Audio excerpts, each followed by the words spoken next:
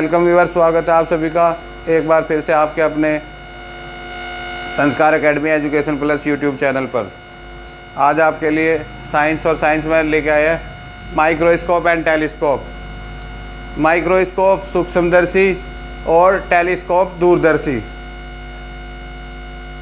दोनों में बहुत छोटे छोटे से अंतर हैं और माइन्यूटली कई बार पूछे भी जाते हैं कंपटीशन क्लासेस में भी और बोर्ड में भी। बोर्ड में शायद कट गया ये पैटर्न, बट मे भी यदि है तो आप इसे देख सकते हैं और वैसे भी ज्ञान की चीज़ है, आप लोगों को पता होनी चाहिए।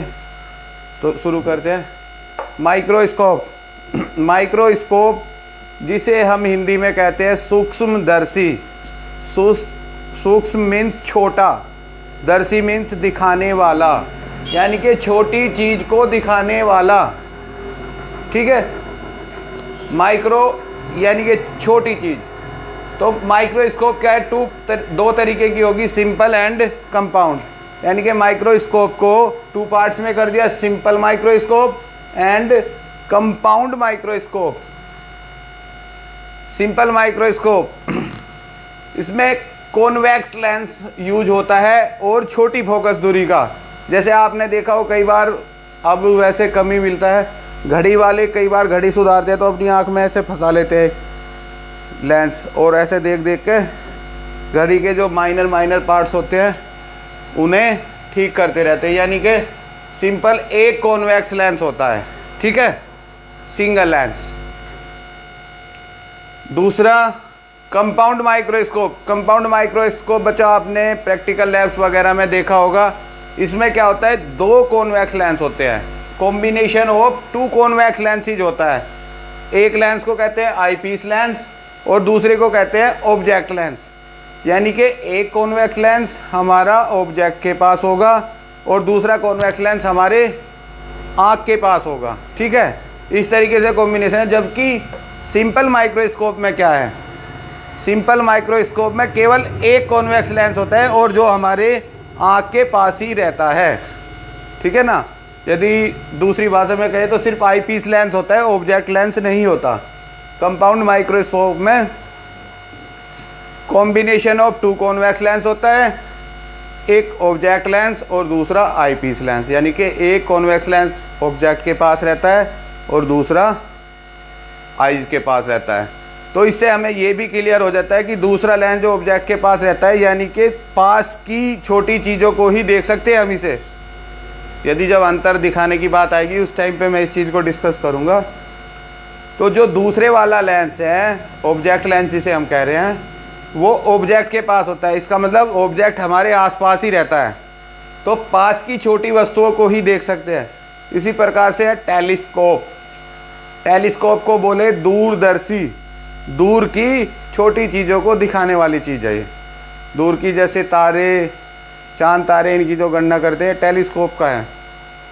टेलीस्कोप में भी कंपाउंड माइक्रोस्कोप की तरह सेम एज कंपाउंड माइक्रोस्कोप, यानी कि combination of two convex lens ही होता है। यहाँ तक कुछ नहीं है, एक ऑब्जेक्ट लेंस होता है और दूसरा आईपीस लेंस होता है। ठीक है, पर यहाँ पे दोनों क्या थे, स्मॉल फोकल लेंस के थे। इसमें क्या है, टेलीस्कोप में जो ऑब्जेक्ट लेंस है वो हमारा लार्ज फोकल डिस्टेंस का कॉन्वेक्स लेंस है। बस दूसरे वाला ये स्मॉल का ही है, बस सिर्फ ये चेंज आया है, जो ऑब्जेक्ट लेंस है इसमें लार्ज फोकल डिस्टेंस का होता है। ठीक है बच्चों, तो एक बार दोबारा से बता देता हूँ छोटा छोटा। माइक्रोस्कोप दो तरीके के हो गए, सिंपल माइक्रोस्कोप और कंपाउंड माइक्रोस्कोप।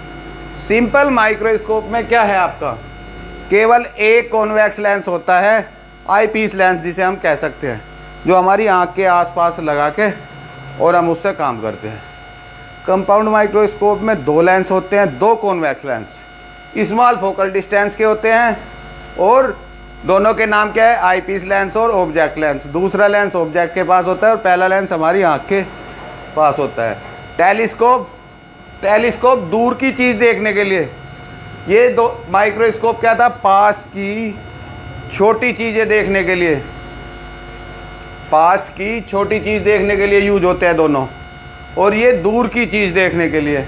इसमें अंतर क्या था, बनावट इसकी माइक्रोस्कोप की तरह ही है, 2 कॉन्वेक्स लेंस का कॉम्बिनेशन है, बट थोड़ा सा डिफरेंस का आता है, जो इसमें ऑब्जेक्ट लेंस है वो लार्ज फोकल डिस्टेंस का होता है, बाकी में सब में स्मॉल फोकल डिस्टेंस के होते हैं। तो इसकी मदद से हम दूर की वस्तुएं भी देख सकते हैं। अभी शायद बोर्ड से ही हट गया है कंटेंट, पर मे भी कहीं ज़रूरत पड़े तो इसमें एक आता है माइक्रोस्कोप और टेलीस्कोप में अंतर बताने। तो अंतर बच्चों इनमें दोनों में क्या है भाई, सिंपल और कंपाउंड में देखो तो इसमें केवल एक लेंस होता है, इसमें 2 लेंस होते हैं, यदि इन दोनों का अंतर देखो। ठीक, माइक्रोस्कोप और टेलीस्कोप में अंतर, ये मेन क्वेश्चन बनता था पहले। तो माइक्रोस्कोप पास की छोटी वस्तुएं देखने के लिए यूज में आता है।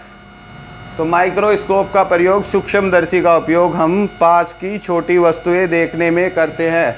दूरदर्शी का उपयोग दूर की, ठीक है, बस सिर्फ यही वर्ड चेंज होता है, दूर की छोटी वस्तुएं देखने में करते हैं। ठीक है, इससे तारे वगैरह देखने में, और ये पास के जैसे लेबोरेटरी में टेस्ट करते हैं वो सूक्ष्मदर्शी थे, जो हम क्लियर विजन से नहीं देख पाते। ठीक है, इसमें पास की छोटी वस्तुएं, इसमें दूर की वस्तुएं। ठीक है, ये भी कॉम्बिनेशन ऑफ 2 है, बट इसमें स्मॉल फोकल लेंस यूज होता है और इसमें केवल object lens large focal distance का यूज होता है। ये ही मेन 2 डिफरेंस है इनमें, बाकी कुछ नहीं है। इतना सब कुछ मैंने आपको बता दिया। माइक्रोस्कोप हिंदी में बोलते हैं सूक्ष्मदर्शी और टेलीस्कोप को बोलते हैं दूरदर्शी, नाम से ही क्लियर है। सूक्ष्मदर्शी पास की छोटी चीज देखने के लिए यूज होती है, दूरदर्शी दूर की छोटी वस्तुएं, स्मॉल ऑब्जेक्ट और लार्जर डिस्टेंस, जो अत्यधिक दूरी पर है।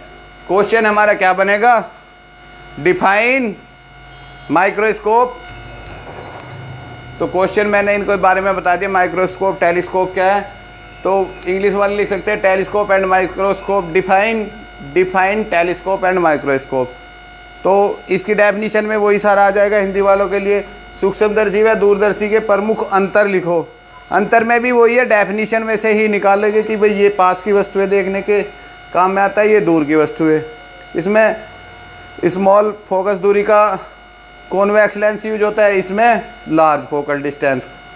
ठीक है, आप भी दोनों यही लिख देंगे जो भी बताया गया। बाकी छोटा सा ही टॉपिक था ये क्वेश्चन हिंदी मीडियम वालों के लिए अक्सर आता था, सूक्ष्मदर्शी व दूरदर्शी के प्रमुख अंतर लिखो 2 नंबर का बोर्ड में। और कंपटीशन पॉइंट ऑफ व्यू से यही पूछ लिया जाता था कि दूर के देखने के लिए या दूरदर्शी में कौन सा लेंस यूज होता है, सूक्ष्मदर्शी कहाँ प्रयोग होती है।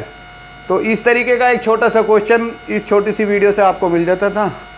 Okay, bye bye, all the best.